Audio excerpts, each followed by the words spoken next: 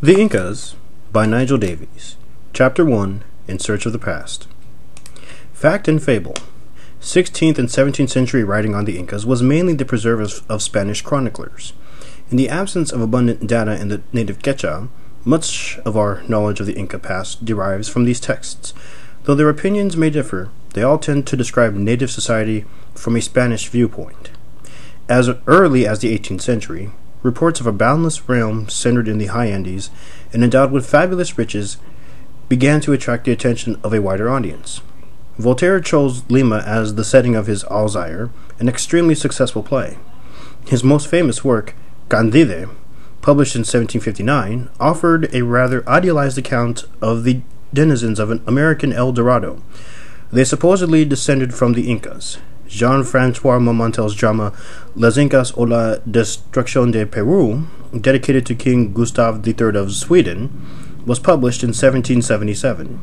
The action, concerned with the fall of Atahualpa, aided by refugees from the kingdom of Aztec Moctezuma, takes place in Quito.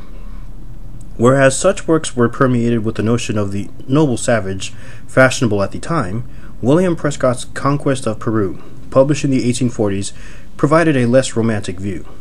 Methodically citing the sources then available, he related in his stately purpose the story of Francisco Pizarro's encounter with the Emperor Atahualpa and all that followed. In the early 20th century, a rather different concept came into vogue, no longer portrayed as greedy and gaudy capitalists obsessed with the urge to increase their immense hoard of gold. Incas were now cast in a new role. Certain authors depicted them as the world's first socialists, at times even describing them as communists. Such notions, as we shall see, are less acceptable to the present generation of ethno-historians. Early accounts. That Europeans were fascinated by Peru is hardly surprising. It was surely among the most exotic of all the lands that their voyagers discovered. The Inca realm was indeed a land of total contrast, stretching 2,000 miles from Ecuador to Chile. The coastal land was a stark and lifeless desert intersected by many rivers, whose oases gave sustenance to thriving polities. Wholly different from this bleak shore was the Inca's native habitat. Even the more temperate parts of this forbidding tableland that rises so abruptly from the coast stand at an altitude of nearly 9,000 feet. Though much of this altiplano is fertile, rock is more plentiful than wood, and houses were built more of stone than of timber. Beyond the Andean tableland lies a third ecological zone known as the Montaña. Embracing the eastern slopes of the great mountain chain and matted with a carpet of lush forest, it is intersected by swiftly running rivers. Into this fetid land, so distinct from their more austere homeland, the Incas feared to tread, and their penetration was limited. A review of the Inca achievement can hardly be undertaken without a brief resume of the sources now available and of the problems that they present. The Spanish chroniclers' writings are rich in content but are often ambiguous and at times contradictory. Any quest for truth, therefore, requires rigorous scrutiny and cautious interpretation. Fortunately, contemporary archaeological research has done much to clarify some of the questions unanswered by earlier writers. Any work on the Incas becomes meaningful only if one takes the fullest account of such research, as well as of renewed studies of certain early colonial sources. In the absence of native written documents, chroniclers were dependent on oral traditions. Moreover, much of their information derives from the elite Inca Cusco, and therefore reflects more the state system of the capital than the administration of the empire as a whole. In such a monolithic society, one might presuppose the existence of a single official version of past events. But because of the Incas' bizarre custom of preserving the mortal remains of the previous rulers, each maintained by a vast household of highly placed descendants and retainers, alternative versions tended to survive, perpetuated by the local scions of these households or panacas. From these, the chroniclers might obtain not so much eyewitness accounts as oral traditions related within a ritual context. Whedon suggests that the greater part of the available data comes not from the official quote-unquote historians, whose contribution was limited, but from other informants. As a result, the chroniclers tend to offer conflicting evidence, though in certain specific instances they do more or less coincide and appear to follow a single original or official tradition. Though the Incas did not possess a writing system in the accepted sense, they had an excellent method of compiling data. The quipu, knotted cords, constituted an elaborate means of keeping records. The quipu camayos, who managed the system, were a privileged class of highly skilled specialists. They were able to provide information, for example, on crop yields and storage capacity throughout the empire, how many men in a given village were available for army service, or how many could work in mines. Shortly after the conquest, they even recorded the damage done to crops and homes in places where Spanish forces had passed. Paradoxically, little of their data seems to have become directly available to the Spanish chroniclers. Cieza de León, among the most informative of the earlier sources, writes of the quipu camayos as well as of other official quote-unquote historians. Yet, when he recounts in various instances how he obtained his information, he does not mention, except on one occasion, these specialists, but rather refers to Indians in general, in particular to nobles. Later chroniclers also refer to conversations with quipu camayos, but such statements occur in documents whose material is copied largely from earlier sources. Quipus, of which we still have knowledge taken from cemeteries, unfortunately cannot now be related to the objects with which they were buried. Only one interview with the quipu camayos survives, their declaration to Vaca de Castro. This document, however, offers rather scant information, and the years of reign and of life of the Inca rulers are given in round figures only. Had they so desired, the Incas could surely have recorded more precise dates, but they displayed little interest in chronology, however keenly sought by the European conquerors. In addition to the quipu knots, a form of verbal history existed in the songs cantares, sung on special occasions to celebrate the events of a ruler's reign. But when a new monarch ascended the throne, he would order that the fresh ballads be composed to commemorate his own feats. Earlier songs and even quipus were to be set aside, under threat of dire punishment. Dynastic history, far from being preserved, was periodically re-edited and even obliterated. The Chroniclers.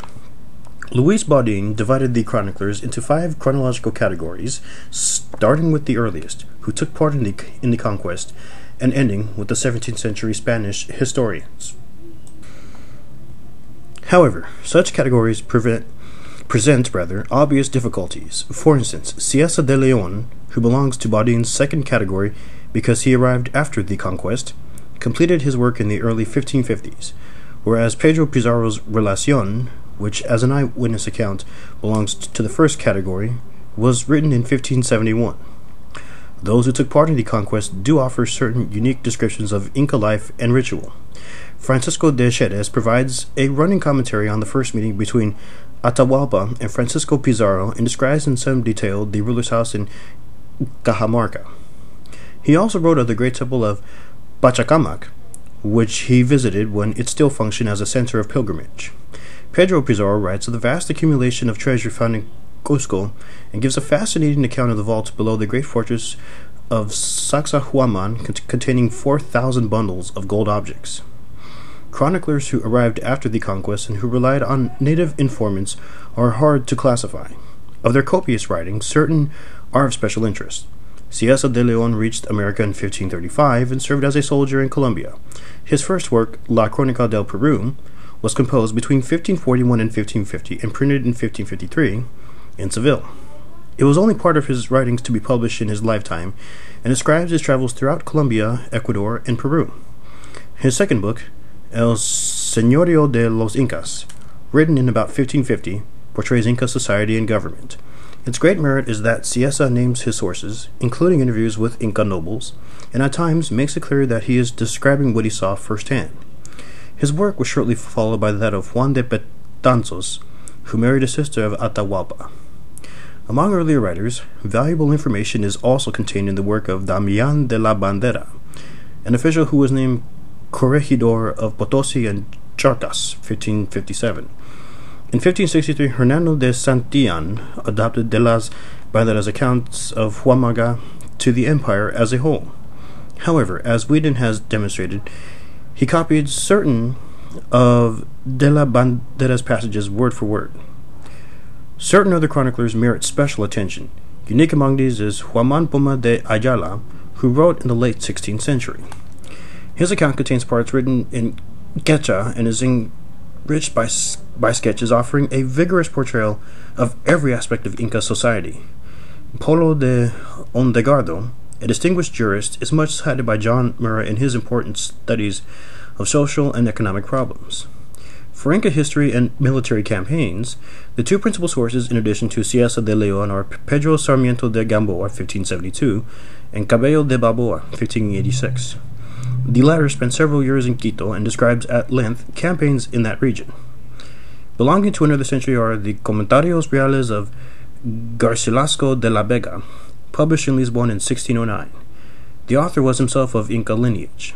Though he quotes earlier chroniclers such as Cieza and Polo, his portrayal of his Inca forebears as kindly despots presiding over a vast welfare state acquired with a minimum display of force tends to be treated nowadays with circumspection. Nearly half a century later, in 1663, Padre Bernardo Cobo wrote his Historia del Nuevo Mundo. Using all these sources then available, in particular Polo de Ondegardo, Cobo's appraisal is in some ways more that of a historian than that of a chronicler. He collected a vast amount of material in Peru as a basis for a lucid, comprehensive study that includes valuable data on natural history and family life. In the 1960s, a new dimension was added to the ethno-historic studies of the Andean past, an intensified focus on regional sources. A rich store of information was made available with the discovery in the Archivo de Indias in Seville of the report of the Vista Garcia Diaz de San Miguel, made in 1567 to the Aymara province of Chusquito, together with the 1562 Vista of Inigo Ortiz de Zuniga to the province of Huánuco. Scholars were quick to draw attention to the significance of these documents as part of a whole series of visitas now available. These were the product of an administrative inspections made by the Spanish authorities after the Conquest. Franklin Pease, enlisting the principal visitas either published or known to scholars, suggests that the study of regional documents has revolutionized Andean historical research. Special problems. Because we possess so few transcripts in the Quechua language, we depend upon sources written by Spaniards and only decades later by Hispanicized natives. Such documents were written from a Spanish viewpoint in terms intelligible to contemporary European readers. But, as Tom Zuidema points out, any attempt to reconstruct the Inca past must involve the difficult process of first asking how the Incas themselves conceived it. Unfortunately, however, the base of concepts of native informants bore scant relation to those of the chroniclers. Absolute veracity and precise dates were hardly relevant to informants, and a strictly historical view of events in a European sense was of even lesser consequence. Moreover, such a view was scarcely available. As we have already seen, songs, stories, and even Quipu records were apt to be re-edited to satisfy the whims of a new ruler. Inca history had already been refashioned by the great ruler Pachacutec, whose reign is traditionally dated from 1438. Solomon points out that the Inca perception of diachrony had little to do with what we call history. The concept of action over time was conceived of not as changing the world, but as conveying certain ritual notions based on the use of imagery and social interaction through ritual. A further problem was posed by the preconceived notions of the chroniclers themselves, who were ill-prepared to face the challenge of alien concepts. Imbued with notions of primogeniture, they paid little attention to the Inca system, or lack thereof, of royal succession. The chroniclers' view of the process of history as the salvation of the world through Christianity, incomprehensible to their informants, impeded efforts to understand Andean religious and social thought. Another basic question is posed by the sources' attitudes to a recurrent theme. Were the Incas good or bad? Many writers were under pressure to portray Inca religion and government as harshly cruel in order to legitimize the conquest in the face of the indigenous population's prolonged opposition to Spanish control. In 1571 and 1572, following extensive inquiries, the Viceroy Francisco de Toledo sent a series of informaciones to King Philip II, in which he demonstrated that the Incas were only recent conquerors and therefore had no hereditary claim to rule Peru. His final dispatch, dated January 1572, even cited survivors of tribes who had reportedly occupied the valley of Cusco before the Incas arrived and still nursed a bitter hatred of the imperial rulers. It was Toledo who commissioned Sarmiento de Gamboa to write his history, Though Sarmiento's work was carefully researched, it served to perpetuate Toledo's claim that the Incas were usurpers rather than legitimate rulers. By contrast, the exponent par excellence of the pro-Inca case is Garcilasco de la Vega, who describes the Incas as benevolent rulers over a realm in which hunger and even poverty were unknown. The works of early writers such as Cieza and Polo, as well as the much later account of Cobo, tend to present a more favorable or at least impartial picture of Inca rule. Modern studies. As a result of such differences of opinion over the merits of Inca rule, earlier modern studies of Andean history tend to divide the chroniclers into two schools, the Toledan and the Garcilascan. In the early 20th century, the Garcilascan school came into favor, and the concept of the Inca as the world's first socialists enjoyed a certain vogue at a time when Marxist dogma was as yet unsullied by experience and when socialism was often viewed as the ultimate utopia. Among the first to express such ideas was Luis Baudin, whose work, A Socialist Empire, the Inca of Peru, was written in 1928, though not translated into English until 1961. Notwithstanding his title, Baudin offers both praise and criticism, writing, quote, "The Incas plunged their subjects into a sleep that was akin to death and robbed them of all human dignity." In his Ancient Civilizations of the Andes, published in 1931, Philip Ainsworth Means tends to accept the Garcilascan view of the Inca state as primarily dedicated to the well-being of its subjects. Louis Valcarcel, who wrote his two-volume history between 1943 and 1949, has the great merit of being among the first to incorporate the findings of early archaeologists such as Julio Tello in his overall picture. However, he described the Incas as socialists and even communists. He affirms that their benign rule, far from pandering to the nobility and other privileged classes, was so structured as to attend to the welfare of the population as a whole. In addition to differences over the nature of the Inca Empire, further disagreements arose over how it was acquired. Those who lean toward the Garcilascan school tend to regard the process as gradual and generally peaceful. But in the 1940s, John Rowe, drawing support from major chroniclers, opposed this view and insisted that the Inca conquest of empire was swift and violent, a notion now heavily supported by archaeological research. Rowe may be called the pioneer of modern Peruvian ethnohistory. His writings sought to evaluate the work of the chroniclers in a more Andean and less European context.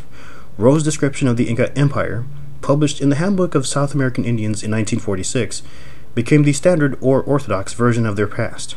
He did not confine himself to the written sources, having already produced a study of the archaeology of Cusco.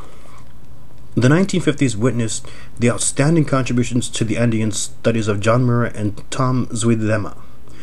At this time also, Richard Shadell and Maria Rost-Warowski began to publish. Among the latter's principal achievements was her reinterpretation of the significance of the peoples of the south-central coast of Peru based on close study of unpublished documents from Peruvian and Spanish archives. The early 1970s were marked by the first of many contributions by Franklin Pease and Craig Morris, whose studies have consistently sought to combine archaeological and ethno-historical data.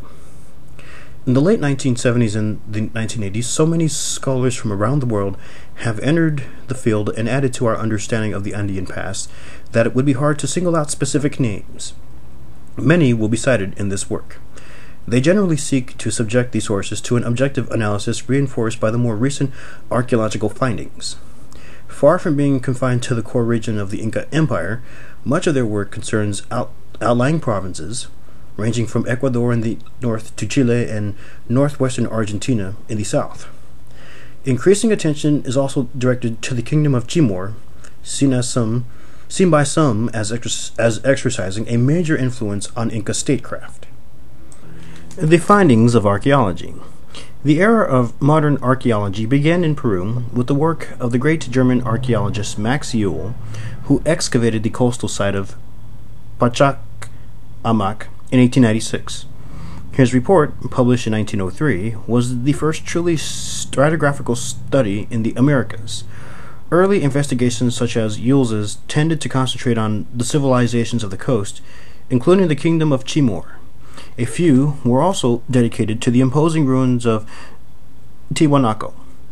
Nonetheless, certain Inca sites, apart from Cusco itself, attracted attention at a relatively early age. Gil was also the author of a series of studies of the Inca past, the first of which was published in 1909. In addition, he wrote a description of the ruins of Tomebamba in Ecuador, the capital of the Emperor Huayna Capac. In 1911, Hiram Bingham first located the spectacular site of Machu Picchu, a discovery that has played a dramatic role in focusing public attention upon the Incas. However, the most prominent field investigators of the 1920s and 1930s, Alfred L. Kroeber, Wendell C. Bennett, and Julio C. Tello, tended to excavate pre-Inca sites, and it was not until 1966 that Cusco itself was fully treated in Rose's An Introduction to the Archaeology of Cusco. Rowe, after describing pre-Inca remains in the Cusco Valley, writes in some detail of the great fortunes of Sacsayhuaman, drawing attention to major differences in its masonry style as compared with that of Tiwanaku. The latter is built with massive square or rectangular blocks of stone, whereas those of Cusco are mainly huge, irregular polygons. The modern period, following the end of World War II, has witnessed a notable expansion in field investigation of the Inca past. This research is remarkable both for its extent and depth. Almost every facet of the Inca achievement has been studied. Such key factors as the road network and the storage system, so basic to the process of social expansion, have been examined in detail and have typically Inca sites such as Huánuco, Pampa, and fortress settlements in more remote parts of the empire.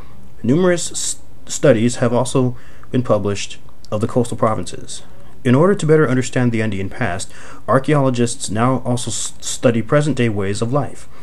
Researchers may compare their own findings not only with tools described in earlier documents, but also with those still used in the Andes, some of which have scarcely changed over the centuries.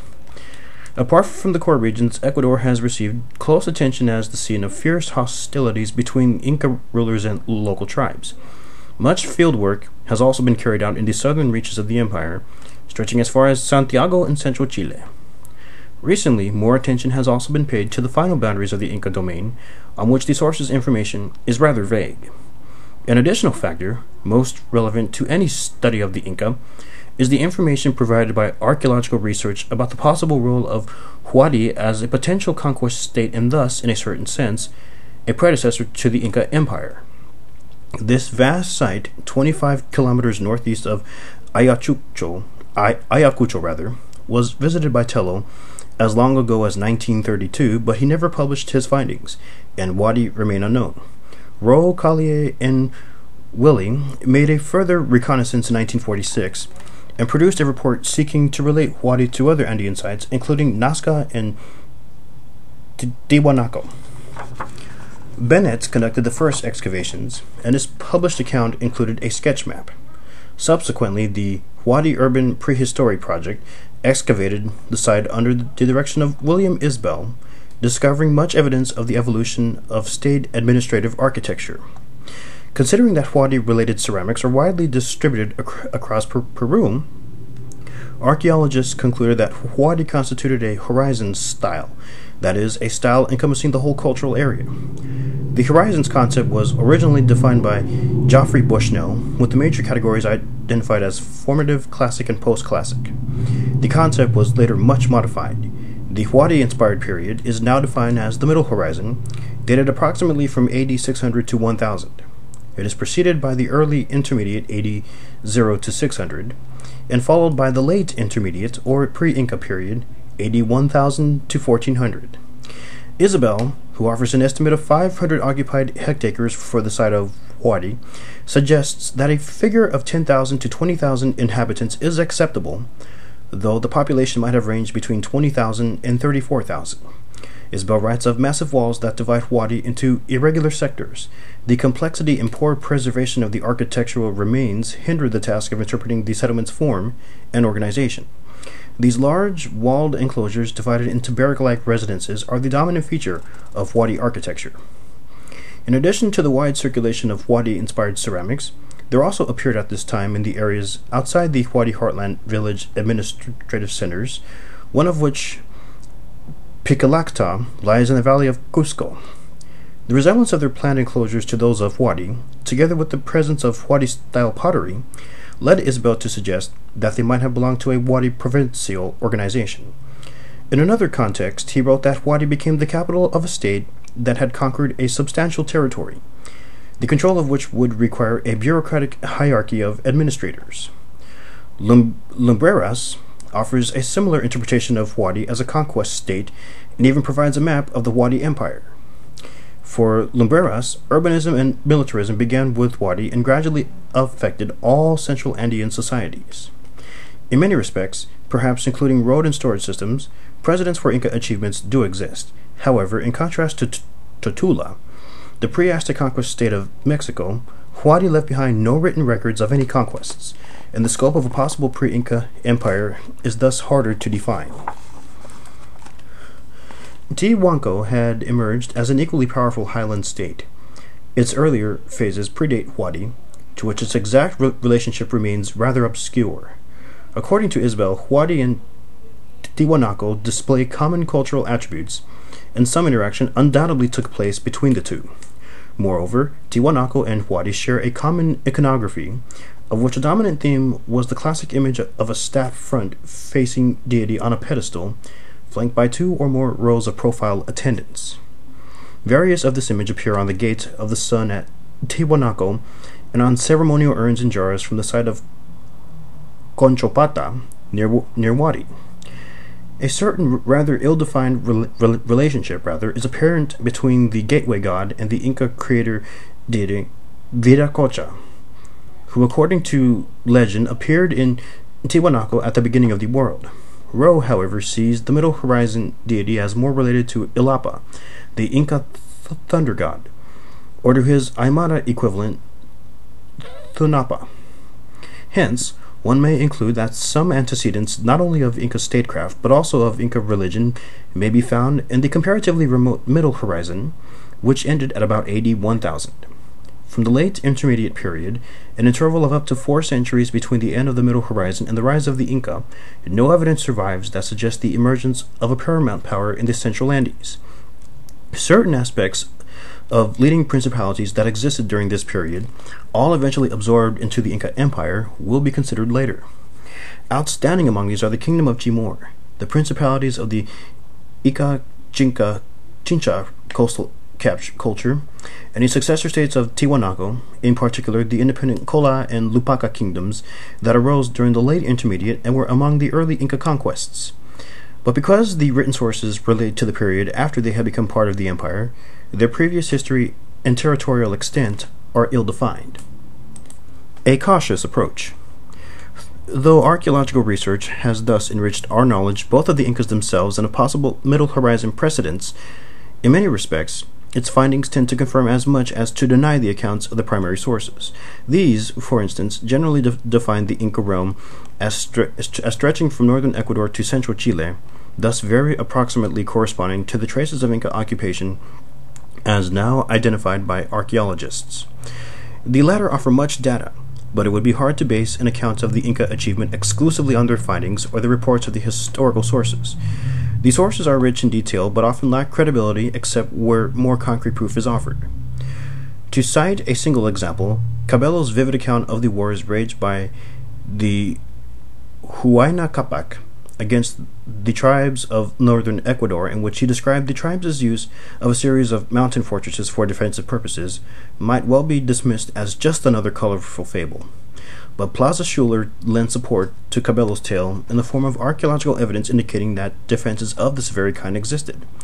The evidence includes a map depicting a ring of 14 simple forts stretching from the northwest to the southeast of Ibarra, situated in the extreme north of Ecuador, in the precise region where Huayna Capac reigned. Nonetheless, the sources by their very nature pose so many questions as to lead certain scholars to treat them with limited credulity.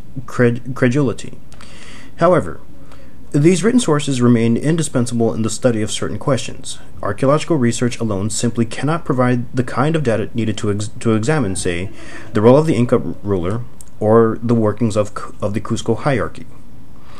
Given these fundamental problems, can Inca history be written at all? Or is the would-be historian confined on the basic issues with little more than an assortment of contrived myths. The dilemma is posed in forthright terms by Tom Zuidema.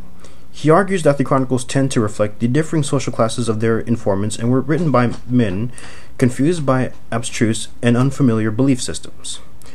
Though many investigators may not share Zuidema's hesitation to accept the historicity of the main sources, few would deny the relevance of the problems he poses, and most would accept the need for caution in assessing the sources' reliability.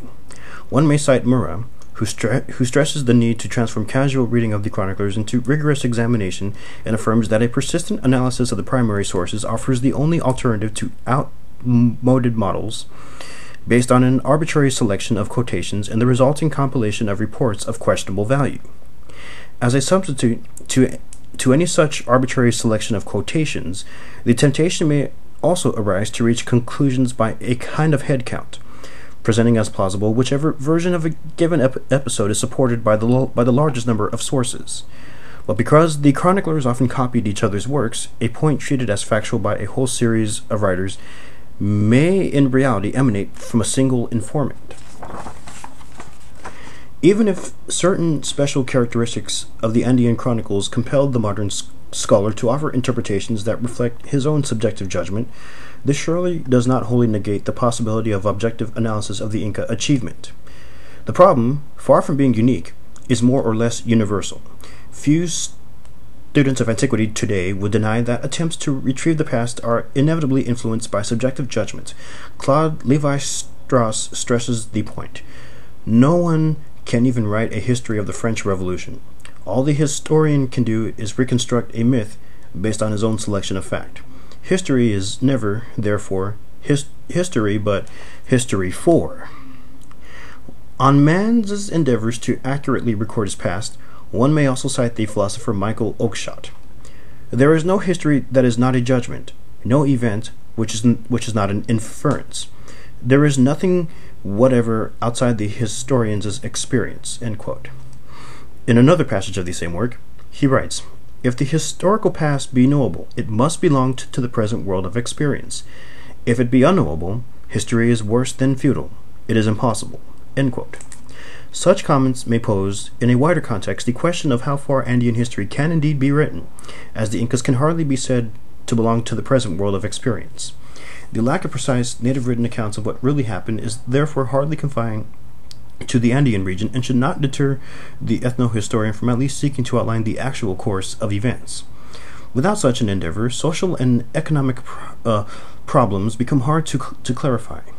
Just as, for instance, it would become almost impossible to define such aspects of the late 18th and 19th century European society if doubts prevailed over such basic facts as whether Frederick the Great lived before Napoleon, or whether it was he or Napoleon who invaded Russia and took Moscow. Modern historians rightly place greater emphasis than their predecessors on socio-economic conditions, as opposed to offering a mere catalogue of political events, a kind of heroic history based on the lives of rulers and the triumphs of their armies. But as part of the process of clarifying those conditions, we must first face the complex task of offering at least some overall reconstruction of political events. To fulfill this purpose, in Chapter 2, I covered the shadowy reigns of the first 7 rulers. In the following 2 chapters, I sift the evidence valuable on the events of the great period of the Inca expansion, beginning with Pachacutec and ending with Huayna Capac. The latter's reign may be somewhat more clearly defined than that of the other rulers, as the leading informers of the early chroniclers included various sons and grandsons of Huayna Capac. In subsequent chapters, dynastic social and economic systems will be studied, first those of the metropolis Cusco, thereafter those of the Inca Empire. I end the book with an attempt to assess Inca motivations and to account for their remarkable achievements. It must always be borne in mind that for events to become meaningful, they have to be considered in the context of the values attributed to them by participants, values that are at least in part ritual. In the case of the Incas, happenings can only be viewed in the light of their relative significance within the framework of their own society. As Marshall Salins, in describing Polynesian society, writes, "Events cannot be understood apart from the values attributed to them. The significance transforms a mere happening into a fateful conjecture. What is for some people a radical event may appear to others as a date for lunch. This concludes Chapter 1.